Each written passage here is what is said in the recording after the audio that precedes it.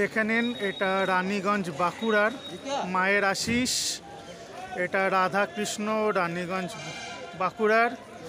আচ্ছা রাজুদা, এটা কখন ছাড়ছে রানীগঞ্জ বাঁকুড়ার মায়ের এই তোমাদের রাধা কৃষ্ণ?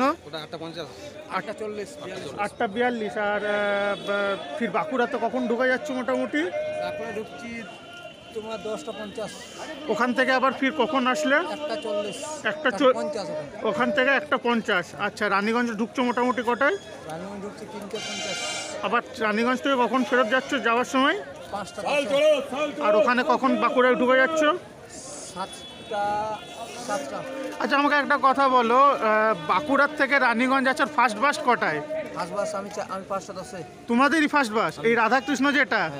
আচ্ছা আচ্ছা, ঠিক আছে। চলুন দর্শক বন্ধুরা, বাসের ভেতরটা একটু দেখিয়ে দিই। রাধাকৃষ্ণ বাসের নাম, সূর্যা নাম দিয়েও আছে। ভেতরের বডিতে 2x2 সিট। টাটা মোটরসের বডিতে। তো রানীগঞ্জ বাঁকুড়ার বাস কিন্তু যথেষ্ট অ্যাভেলেবেল আছে দর্শক বন্ধুরা। ওর পাশটাতেও যেরকম লেগে আছে, এটা একটা বাস, ওটাও রানীগঞ্জ থেকে বাঁকুড়ার উদ্দেশ্যে যাবে।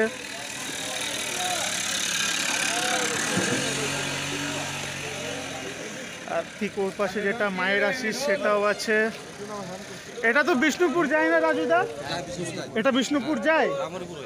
আচ্ছা আচ্ছা, তো চলুন এটারও টাইম টেবিলটা একটু দেখে নেব। শ্রীধর বাবু, বাবা ধর্মরাজ।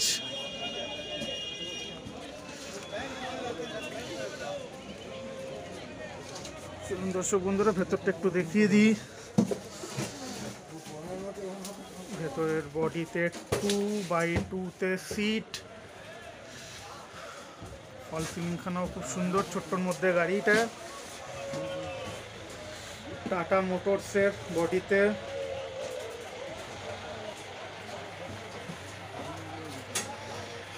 সূর্যা বাস বা বাবা ধর্মরাজ নাম দিয়েও চলে। রানীগঞ্জ থেকে বিষ্ণুপুর সার্ভিস যায়।